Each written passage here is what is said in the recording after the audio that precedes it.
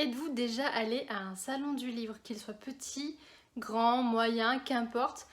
Je ne sais pas vous, mais moi ce que j'aime, c'est rencontrer les auteurs, pouvoir faire dédicacer les livres que j'aime évidemment, mais aussi découvrir de nouvelles pépites, de nouveaux auteurs et de nouvelles maisons d'édition. Donc aujourd'hui, j'ai décidé de vous emmener avec moi dans mon petit tour du salon du livre de Auxerre qui a eu lieu le week-end du 22 et 23 octobre.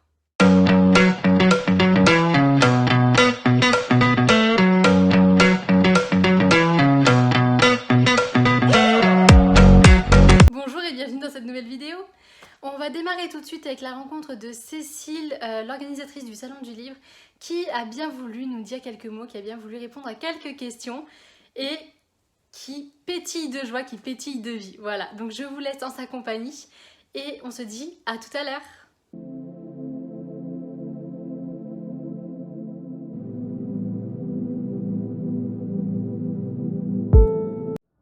Donc aujourd'hui, on est avec Cécile, l'organisatrice du Salon du Livre à Auxerre, et elle vient de la maison d'édition des Livres en Or. Donc bonjour Cécile. Bonjour. Merci d'accepter de faire cette petite interview comme ça au pied levé, c'est super gentil de votre part. Est-ce que vous pouvez nous parler un petit peu du salon? Pourquoi vous avez voulu l'organiser à Auxerre? L'idée de base et puis ce que vous en retirez, votre satisfaction, toutes ces petites choses. Alors la raison réelle à la base était un défi. On s'est lancé le défi, je travaille dans l'édition, je suis correctrice, éditrice. Et on a dit, il n'y en a pas à Auxerre, pourquoi on ne le fait pas? Et on est parti là-dessus, on a demandé aux auteurs s'ils seraient intéressés. On en a eu trop d'ailleurs, chose qui nous a bien étonnés. Mais on a vu que ça pouvait se concrétiser. On a essayé de mettre en place. Et puis finalement, à l'heure actuelle, tout se passe bien, les auteurs sont satisfaits, c'est très convivial, tout le monde est content. Et moi aussi d'ailleurs. Donc aujourd'hui, pour ce salon qui dure 2 jours, donc le samedi 22 et le dimanche 23 octobre, combien d'auteurs avez-vous sur site? 55. Vous avez de tous les styles. J'ai vu qu'il y avait un petit peu de la poésie, qu'il y avait du jeunesse. Du jeunesse, de la poésie, du thriller, du fantasy, de l'érotique, de tout en fait. Vraiment de tout, il y a même du philosophique. Et moi je dis que c'est bien parce que vraiment, demain il y a le marché. Donc aussi bien pour les enfants que pour les adultes. Après chacun son style, mais vraiment tout public peut trouver son bonheur. Est-ce que vous pouvez nous parler un petit peu de l'organisation? Comment on organise un salon du livre? C'est compliqué. Déjà, il faut trouver les auteurs. Il faut trouver la salle. Il faut savoir si le week-end qu'on prévoit éventuellement peut correspondre à tout le monde. Une fois qu'on a ça, il faut faire des devis partout. Le plus difficile dans l'organisation d'un salon comme ça, c'est qu'on ne sait jamais à l'avance combien on aura de visiteurs. Donc pour la buvette, c'est très compliqué de jauger les quantités. Par contre, au niveau des auteurs, il faut arriver, selon la salle qu'on trouve, à dire non, à 40 on s'arrête ou à 200. Mais il faut arriver à placer les tables, lui à côté de lui à côté d'elle, parce que et puis les accompagnateurs, et à l'heure actuelle avec la pénurie de carburant et puis le Covid, tout le monde se désiste. Malgré tout, j'ai réussi à garder mes 55 auteurs, parce que j'en ai rajouté une fois que les gens partaient. Mais c'est vrai que c'est quand même très très compliqué, très très long. Il faut faire toute la communication, les flyers, les affiches, les réseaux sociaux, les radios. Et là, c'est vraiment super super compliqué parce qu'il faut qu'on arrive à être partout. Et en toute honnêteté, organiser un salon tout seul, c'est impossible. Il faut être entouré. Et il faut que chacun ait sa place. Toi, tu fais la com, moi je gère les papiers, toi, tu contactes les auteurs. Il faut vraiment qu'on ait tous sa place et que ça soit super cadré. Mais ça se fait, la preuve aujourd'hui, on est content. Oui, et puis c'est réussi, hein. Je trouve que les tables sont bien mises, il y a de l'espace pour circuler, les auteurs sont très accueillants aussi. C'est très plaisant aussi de partager avec eux, d'écouter comment sont venues leurs histoires, le pourquoi du comment en fait, c'est très très sympathique. Oui, parce qu'il y en a qui écrivent comme ça pour le plaisir. Donc c'est des histoires complètement imaginaires, mais qui c'est dans leur tête et c'est très naturel. D'autres écrivent parce qu'on a écrit pour mes petits-enfants, pour ma copine, voilà. Mais chacun raconte son histoire, chacun écrit avec le cœur. Et c'est ce qui est le plus important pour les auteurs. Et quand on va à leur rencontre, ce sont les plus heureux. Ils sont contents, ils sont souriants, ils nous expliquent et on apprend toujours beaucoup de choses. Parce que parler sur les réseaux sociaux, c'est bien. Mais il n'y a rien de tel que le physique au bout d'un moment pour connaître, communiquer, discuter, connaître le parcours des gens, pourquoi du comment. C'est vraiment une relation super importante, les salons. Notamment les salons du livre. Je suis bien d'accord avec vous. En tout cas, je vous remercie beaucoup d'avoir accepté de participer à ce petit échange impromptu. Oh, mais c'est normal, c'est normal et puis ça fait plaisir. Il faut parler de ce qu'on aime. Tout à fait d'accord avec vous.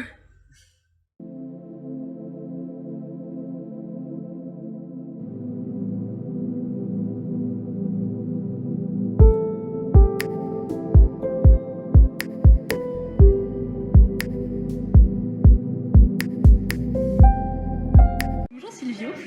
J'ai découvert ce stand par hasard au détour des couloirs. Et donc, vos livres m'ont beaucoup plu, j'en ai même craqué pour 2 de votre maison d'édition. Est-ce que vous pouvez vous présenter et présenter votre maison d'édition, s'il Bien vous plaît? sûr, alors, moi c'est Silvio, je suis auteur, j'ai pour l'instant deux livres, deux romans. On a monté une maison d'édition avec 2 autres personnes, donc Johanna qui est absente aujourd'hui et Bess Hollande qui toutes les 2 sont également autrices. On n'a pas lancé notre maison d'édition pour éditer nos propres romans. Je sais qu'il y a des gens qui montent une maison d'édition juste pour éditer leurs propres romans et tout. C'est pas ce qu'on voulait faire parce que on a rencontré beaucoup d'autres auteurs, que ce soit en salon, avec des amis sur internet et autres, qui ont du mal à trouver des maisons d'édition qui sont à compte d'éditeur. C'est-à-dire ils n'ont rien à payer une fois qu'on les a acceptés. Il y a énormément de maisons d'édition à compte d'auteurs où c'est beaucoup d'arnaques, beaucoup de problèmes et surtout les auteurs ils sont pas gagnants parce qu'ils dépensent énormément. Nous on est une association, on est une maison d'édition associative, ce qui veut dire qu'on est à but non lucratif, ce qui veut dire que on fait pas de bénéfices. On reverse un maximum aux auteurs ou à leur publicité, à louer ou payer des stands, ce genre de choses. Et en fait, c'est ça notre volonté de maison d'édition, c'est vraiment d'accompagner les auteurs. Parce qu'on a 2 faces sur la pièce de la maison d'édition. On a le Styx, la faucheuse de mots qui est la maison d'édition principale, et on a le Styx qui est une entité qui fait partie de la maison d'édition, mais qui est là pour aider tous les auteurs en auto-édition. On leur fournit un travail éditorial, des corrections, des couvertures, tout ce dont on a besoin pour avoir un roman qui soit complet, mais qui reste, s'ils veulent rester maîtres de leur roman en auto-édition. Voilà, je crois que j'ai à peu près présenté la maison d'édition et c'est bon, je crois. Oui, j'ajouterais juste donc le fait d'avoir une maison d'édition associative a 2 gros avantages. Le premier, c'est que déjà nous on travaille bénévolement, donc on ne récupère pas un centime, et surtout travail complet pour les auteurs. Donc voilà, on ne prend pas des auteurs pour nous en adresser nous, c'est pas le but. Et le deuxième avantage aussi, c'est que en tant que membre de la Faucheuse de mots, les auteurs que nous allons accompagner ont un droit de regard sur la trésorerie de la maison d'édition. Donc tout est transparent. Ils savent exactement ce qui est entré, ce qui sort, ce qui est mis en place pour chacun des bouquins. Et donc, voilà, c'est pas obscur, c'est pas le but. Nous, on veut vraiment que les auteurs qu'on accompagne restent sur le long terme dans la maison d'édition. On veut pas avoir des mauvais retours sur les réseaux sociaux. Il y a beaucoup de maisons d'édition qui se font défoncer par les auteurs qui étaient chez eux, et des auteurs qui fuient et qui des fois ne peuvent même pas récupérer leurs droits d'auteur, ne peuvent même pas récupérer le moindre centime sur ce qui a été vendu. On était à un salon la semaine dernière et on a une auteure qui nous a dit que ça fait quasiment 2 ans qu'elle a sorti un roman en numérique et en papier avec une maison d'édition. Pour la version papier, elle reçoit bien les décomptes, il n'y a pas de souci. Pour la version numérique, ils lui ont simplement dit qu'ils ne pouvaient pas avoir de décompte précis pour les abonnements, donc elle ne toucherait rien. Mais comment c'est possible en fait de faire travailler quelqu'un et de ne pas le payer. Voilà. Donc c'est ce qu'on veut, qui arrive chez nous. C'est pour ça qu'on a choisi ce système associatif. C'est pour ça aussi que quand on s'est lancé là-dedans, c'est quasiment 3 ans que le projet mûrit. Il a évolué beaucoup. Donc là, la maison d'édition a ouvert au 1er juillet. Pour le côté purement administratif, pour pouvoir signer des contrats, on a 2 auteurs qui ont signé. On a un appel à texte qui est ouvert jusqu'au 31 décembre, donc dans nos 6 collections. Les 6 collections sont présentées là: romance, feel-good, fantastique, fantasy, science-fiction et thriller horreur. Donc l'appel à texte, vous avez toutes les infos sur le site internet si jamais vous avez envie de devenir un faucheur, d'entrer dans l'équipe d'Hadès, allez faire un tour sur le site, regardez les conditions pour l'appel à texte. On débute, donc on ne peut pas se permettre de prendre des sagas, on en a déjà signé une, donc on peut en prendre d'autres. Donc pour l'instant ce sera uniquement soit des duologies, soit des one-shots, pas plus. Si vous avez une saga, vous pouvez la garder de côté, on ouvrira les solutions pour les sagas un petit peu plus tard. Et si également vous avez envie de lire, parce que sans lecteur, il n'y a pas d'auteur. Si vous avez envie de lire et que vous avez un esprit critique, un œil avisé, sachez que Hades cherche des cerbères. Les cerbères, ce sont les membres du comité de lecture, puisque forcément, qui dit appel à texte dit réception de manuscrits. Qui dit réception de manuscrits dit étude des manuscrits. Donc, nous avons des cerbères.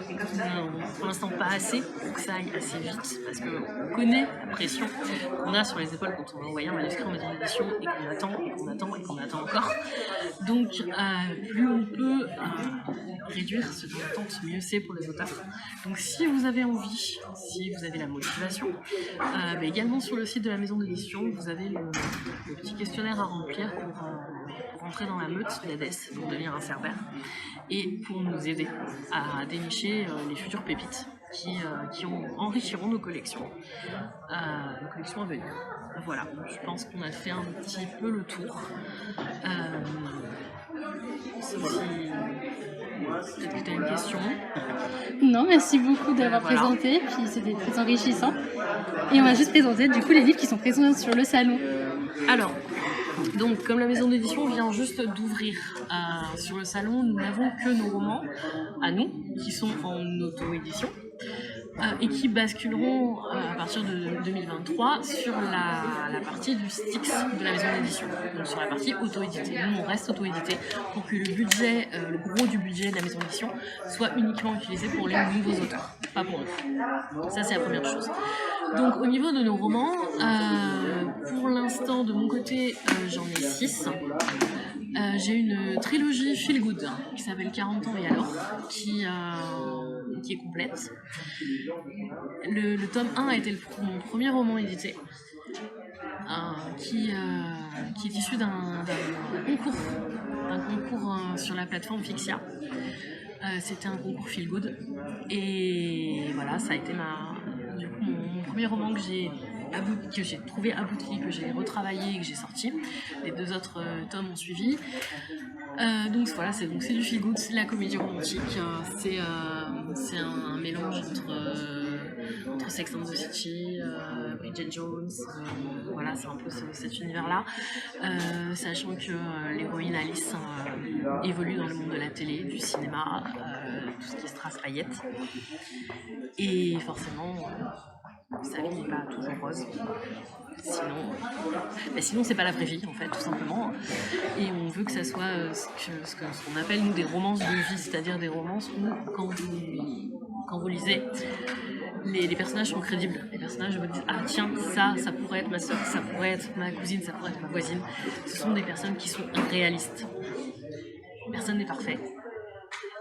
Tout le monde a ses petits défauts, il y a des choses qui retombent dessus, donc voilà.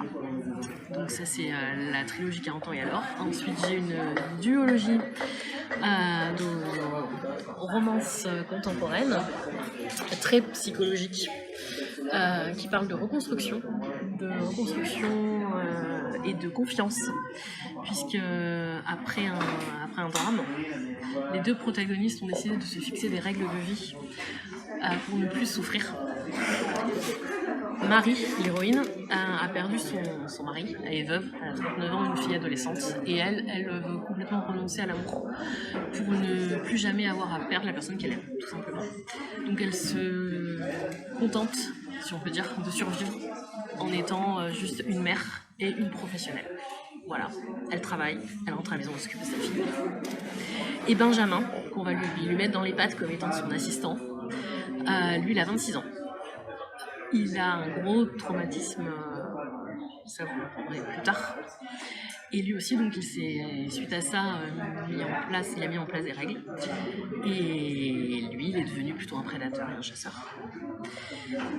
Et forcément, l'entente entre les deux, ça va créer de charmantes petites étincelles, puisque personne ne veut rompre ses règles. Mais on fait pas toujours ce qu'on veut. Donc voilà, duologie complètement terminée, donc romance contemporaine. Et ensuite, dans un autre genre, j'ai donc Par la lune et le feu, qui est le tome 1 d'une saga qui en comptera 5. C'est une saga fantastique, contemporaine également. Là, vous suivez Mélinda, une jeune lycéenne de 16 ans qui découvre par hasard qu'elle descend d'une famille de sorcières à qui on avait toujours caché ses origines. Et en découvrant tout cela, elle se rend compte que les êtres fantastiques, si on peut dire, existent, qu'ils cohabitent avec les humains plus classiques, qu'il y a donc ce qu'on appelle un monde obscur qui est parallèle au monde classique que tout le monde connaît. Et ce monde est composé de multiples créatures qui ont évolué, qui se sont intégrées complètement à la population. Sauf que c'est comme un petit peu dans la vie de tous les jours, il y a des gens qui sont gentils, mais il y a aussi des gens qui sont pas très gentils. Et en découvrant donc qu'elle est une sorcière, elle va enclencher sans vraiment le vouloir, sans vraiment s'en rendre compte, tout un tas de choses autour d'elle qu'elle va devoir apprendre à gérer, en plus de devoir apprendre à contrôler ce qu'elle est capable de faire. Voilà, donc là il y aura 5 tomes et le tome 2 arrive début 2023. Voilà. Super, et merci beaucoup. Et de rien. À vous Silvio, qu'est-ce que vous devez nous présenter aujourd'hui? Alors je vais faire Nergal, ça fait la suite de Par la lune et le feu, parce qu'en fait on est parti du même postulat. Une adolescente de 16 ans qui découvre ses pouvoirs de sorcière. Et là où Par la lune et le feu, donc comme Beth l'a présenté, on est sur du folklore avec des fées, des sirènes, ce genre de choses et tout. Du côté de Nergal, on est plus sur les confréries de sorciers et sorcières et les dieux anciens. Donc pareil, elle ignorait qu'elle était une sorcière. Et petite particularité, c'est que son père est pasteur. Ce qui va créer quelques soucis, mais du coup, le fait qu'elle soit sorcière, c'est qu'on lui a menti sur sa mère, etc. Il y a plein de choses à découvrir. Ensuite, j'aurais à présenter Le Gardien. En fait, c'est un livre que j'ai écrit quand j'avais 16 ans. J'ai été accompagné par une maison d'édition qui n'existe plus aujourd'hui, mais qui a été très sympa et bien accompagné à l'époque et tout ça. Donc du coup, j'écoule un peu cela et je suis en train de le réécrire avec mon vécu d'écrivain de maintenant pour faire une meilleure version, même si je vais garder peut-être quelques erreurs de l'époque, mais parce que c'est un peu, je ne vais pas dénaturer l'histoire non plus, mais voilà. Et après, j'en ai d'autres qui sont en préparation et qui sortiront au fur et à mesure, mais ça viendra. Super, et merci beaucoup. De rien. Alors, ici, donc, il y a les 3 romans de Johanna Kerly, qui est la 3e fondatrice de La Faucheuse de mots. Donc, vous en avez 2, c'est du fantastique contemporain. Celui-ci, il est même légèrement futuriste. Donc, l'héritière de Salem, en ce moment, pas d'ambiguïté là-dedans. Donc, vous allez suivre une jeune femme qui est policière, qui est une sorcière, qui est une des dernières héritières des sorcières de Salem dont tout le monde a déjà entendu parler.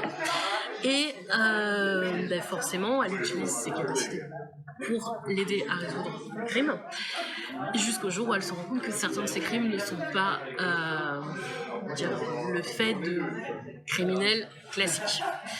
Et là voilà, donc embarqué avec son coéquipier qui lui n'est pas du tout au courant de ce qui se passe, dans une enquête, donc aux allures surnaturelles. Donc ça c'est la terre de Salem. Ensuite vous avez donc Raven Blackthorn. Donc là on est plus dans un univers vampirique, contemporain également.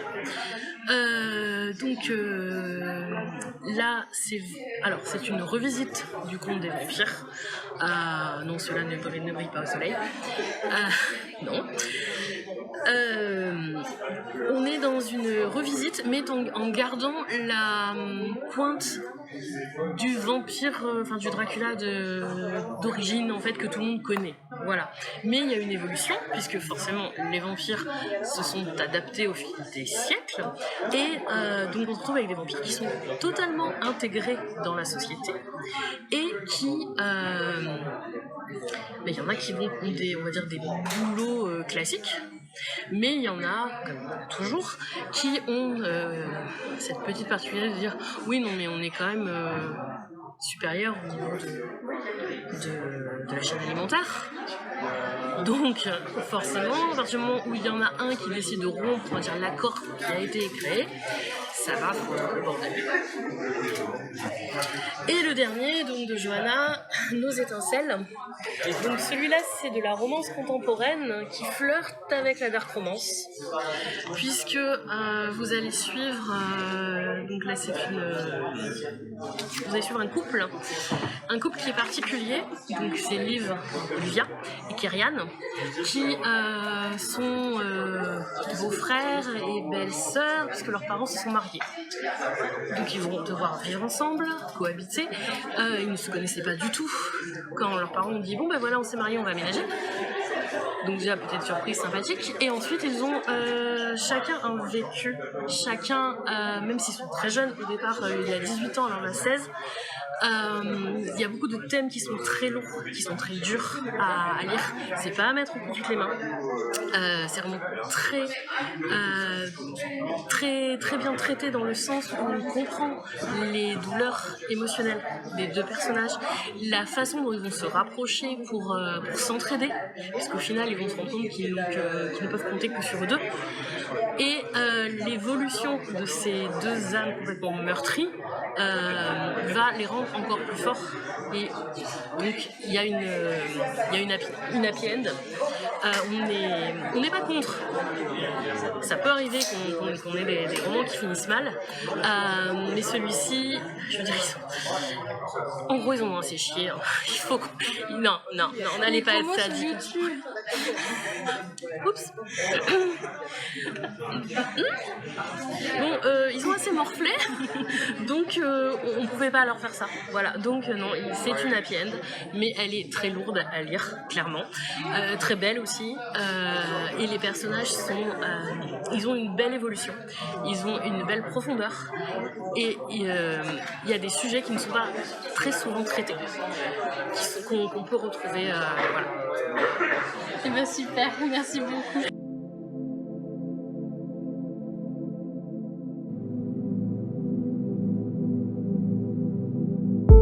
Bonjour, je m'appelle Frédérique Delinière, je suis autrice et éditrice. Toute cette aventure a commencé d'une manière assez étrange parce que j'écrivais depuis longtemps, mais je n'avais aucune intention de publier. Et un jour, quand elles ont eu 18 et 19 ans, mes filles sont rentrées à la maison en disant, c'était au début de l'été, maintenant on lira plus. On lira plus parce qu'on est majeur et c'est un truc pour les vieux.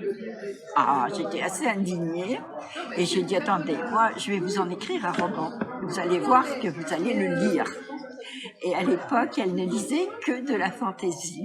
Donc j'ai commencé à écrire un roman de fantaisie, celui-là, l'Alliance, mais uniquement pour elle.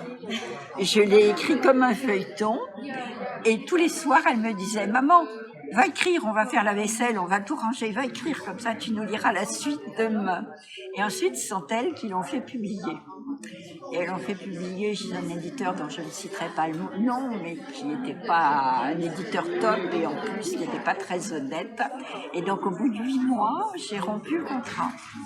Et mes filles étaient désolées parce qu'elles m'ont dit « Maman, notre livre, il ne va plus exister. » Et je lui ai dit « Vous inquiétez pas, on va aller chercher un imprimeur et puis on en fera imprimer une vingtaine de volumes et puis vous pourrez le vendre à vos copains et puis ça sera très bien. » Et c'est comme ça que toute l'aventure de la maison d'édition a commencé. Parce que je me suis aperçue que écrire un livre, c'est une aventure intellectuelle, mais le publier, c'est publier un objet, et c'est fabriquer un objet. Et passer de l'histoire qu'on avait dans la tête à l'objet, j'ai trouvé que c'était quelque chose d'extraordinaire de le fabriquer. Et donc, j'ai continué à m'auto-éditer quand j'ai écrit un préquel, qui s'appelle L'exil des licornes. Et ensuite, en discutant avec des amis, eh bien, j'ai accepté de publier des livres pour elles. La maison d'édition s'appelle l'Andriague, qui est un animal fabuleux que chevauchaient les chevaliers dans les premières chansons de geste. On le retrouve dans Don Quichotte d'ailleurs. Donc le premier livre qu'on a publié, c'est un livre de poèmes. Ce sont les poèmes qu'écrivait une poétesse quand elle avait 20 ans. Depuis, elle a publié d'autres livres de poèmes. On l'a sorti en plein Covid, donc on était très optimistes. Ensuite, on a publié un livre sur la calligraphie, qui est un livre écrit par une jeune femme qui est peintre et comédienne. Et c'est la calligraphie de l'alphabet hébraïque qui est à l'origine de notre écriture et de toutes les écritures européennes et de l'écriture arabe aussi. Et puis, j'ai eu un auteur qui est relativement connu, qui s'appelle Marie Coquante, et qui nous a demandé de rééditer un livre de nouvelles. Ce sont des nouvelles autour de la gastronomie. Comment se régaler sans prendre un gramme. Et nous allons publier bientôt un jeune auteur de 20 ans que nous venons de découvrir, qui écrit des nouvelles fantastiques et qui est, à notre avis, un auteur avec lequel il faudra compter au XXIe siècle. Son livre va paraître avant Noël. Et ben ça c'est de l'interprétation et ça donne envie de le lire. C'est vrai. Ah oui, on l'attend du coup maintenant. Voilà. Et ben merci beaucoup.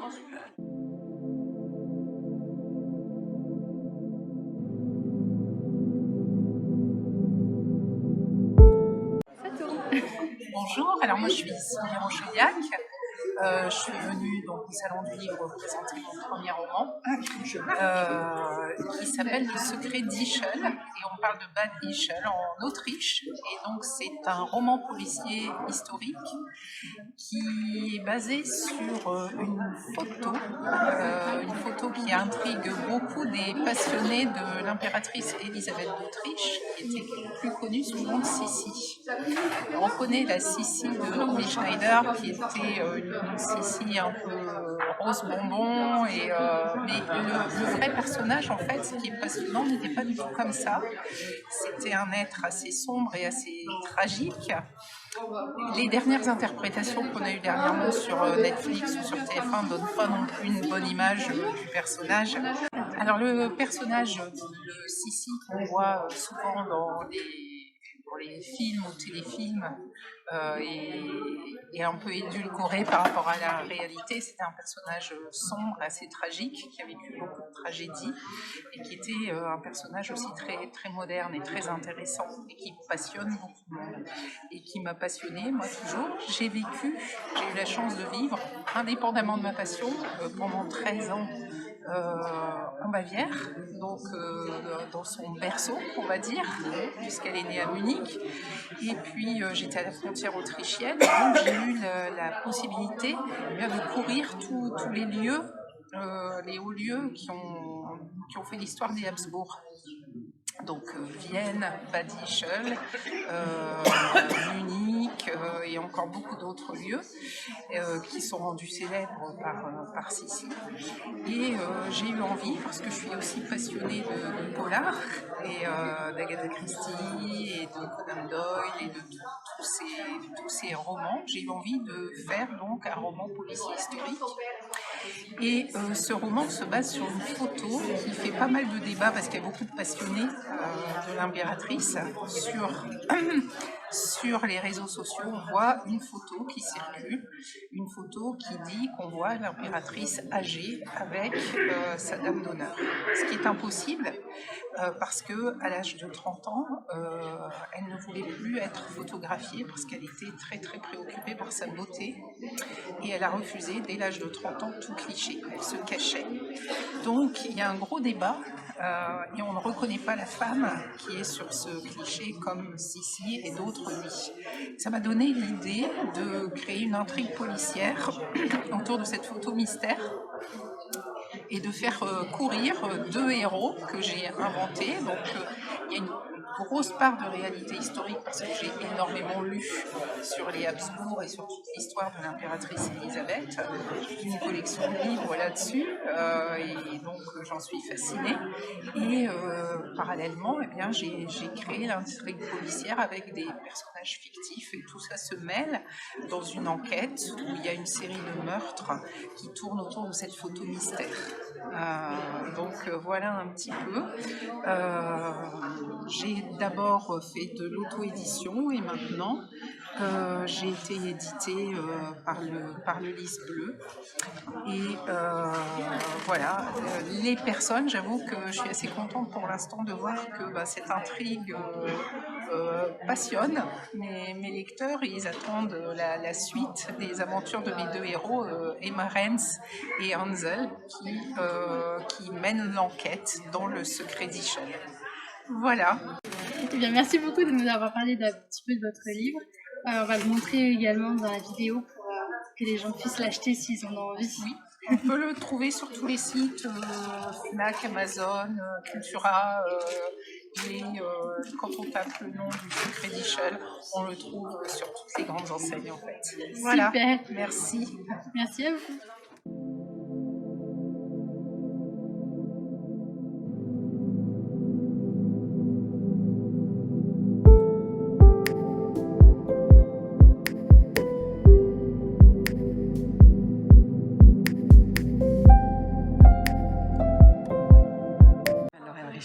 Je suis l'auteur du recueil Mots d'amour, qui est composé de 4 nouvelles sur la thématique de l'amour, au sens très large, puisque c'est un sentiment vaste.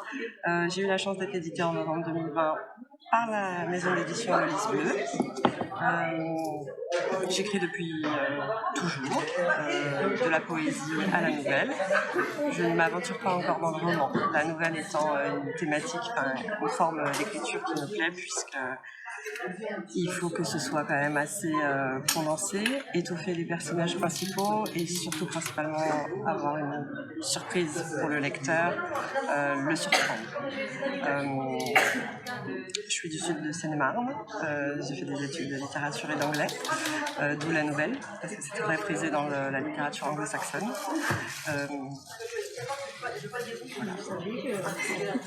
Ouais, super. Et donc, cette petite nouvelle, hop, ça va, je fais. Ouais, d'accord. Ce recueil a pour thématique fil conducteur l'amour. Donc, il est composé de 4 nouvelles. Sur ces 4 nouvelles, on est sur 4 histoires différentes. On va avoir une première nouvelle qui va être en lien avec l'addiction. Comment l'amour de quelque chose, l'attirance pour quelque chose peut devenir obsessionnel, et comment on peut ou pas, ou ne peut pas perdre toute notre vie par rapport à une addiction. Ensuite, on va la traiter différemment, avec une amitié, avec une histoire d'amis adolescents qui, au final, se sont perdus de vue sur une problématique amoureuse, et qui vont se retrouver 20 ans plus tard, échanger et se rendre compte de certaines choses qui se sont passées, etc. Après, on a la nouvelle sur l'amour sous 2 thématiques plus particulières et un peu plus sombres, qui vont être les violences, les incestes et les décès. Donc, il y a une première, celle sur les séparations plutôt que sur les décès. Ça va avec l'inceste. Mais sur les séparations, sur comment vivre une séparation et comment l'amour peut être tant porteur de bonheur et de féerie, comme il peut être aussi source d'une douleur et d'une souffrance indéfinissable. Et puis voilà, donc tout ça sous forme de 4 petites nouvelles qui se lisent très rapidement, qui sont accessibles. Ça, c'était pour moi un point important. Et voilà. Il ne reste plus qu'à le lire pour ceux qui seraient intéressés. Voilà. Eh ben super, merci beaucoup. Merci à vous. Et bien voilà les amis, nous arrivons à la fin de cette vidéo. J'espère que vous aurez apprécié découvrir ou redécouvrir les auteurs qui ont gentiment accepté de se prêter au jeu et qui ont dit quelques mots sur leur livre, sur leur maison d'édition. Moi, je vous remercie énormément d'avoir visionné cette vidéo. Si vous l'avez appréciée, surtout n'hésitez pas à liker, commenter, partager, vous abonner, faire ce que vous voulez. Et on se retrouve tout bientôt dans une prochaine vidéo. Salut!